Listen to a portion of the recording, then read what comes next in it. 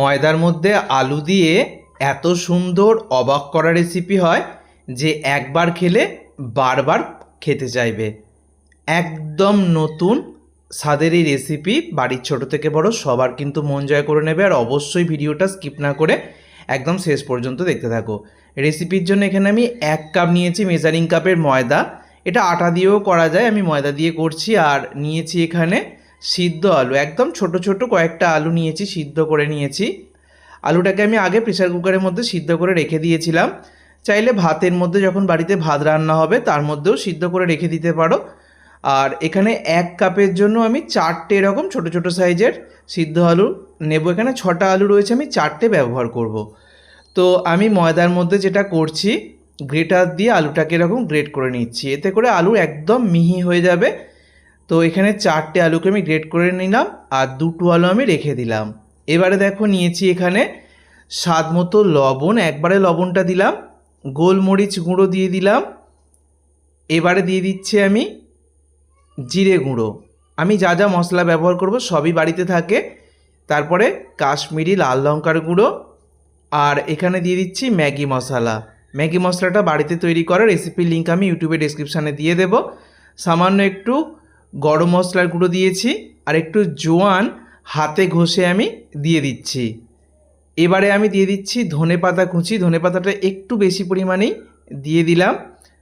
মোটামুটি এই উপকরণগুলোর পাশাপাশি যে উপকরণ দিতে হবে তার জন্য আমি কড়াইতে সাদা তেল আর সর্ষের তেল, 2 রকম তেল একসাথে গরম করে নিয়েছি। আমি গোটা জিরে অল্প দিয়েছি, তার মধ্যে একটা মিডিয়াম সাইজের পেঁয়াজ দিয়ে দিয়েছি, আর এখানে দিয়ে দিলাম ঝাল বুঝে কাঁচা লঙ্কার কুচি, আর সামান্য একটু আদা, থেঁতো করা আদা আমি দিয়ে দিয়েছি। এবার ভালো করে সব কিছুকে মিনিট 2-3 ভেজে আমি এটা তুলে নেব। তো মিনিট 2 মতো ভালো করে ভেজে নেবার পরে এই কড়াই থেকে এই সমস্ত কিছু আমি দিয়ে দিচ্ছি এই ময়দার ওপরে দিয়ে দিলাম। আর সব শেষে আমি সামান্য একটু চিনি অ্যাড করছি। চিনি দেওয়াটা অপশনাল, তবে টেস্টের ব্যালেন্সের জন্য আমি দিলাম।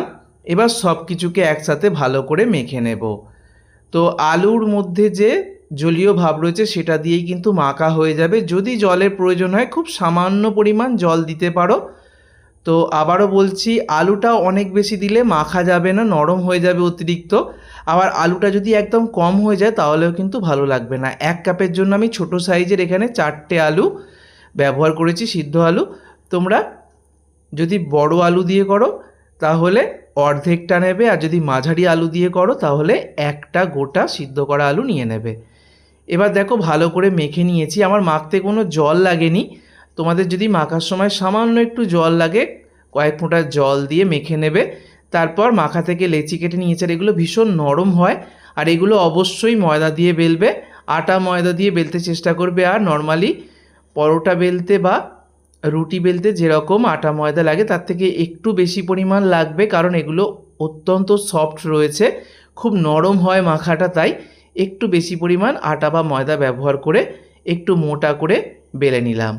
তো একটা পরোটা আমি বেলে দেখিয়ে দিলাম, বাকিগুলো একইভাবে বেলে নেব। দেখো একটু মোটা রেখে আমি কিন্তু বেলে নিয়েছি।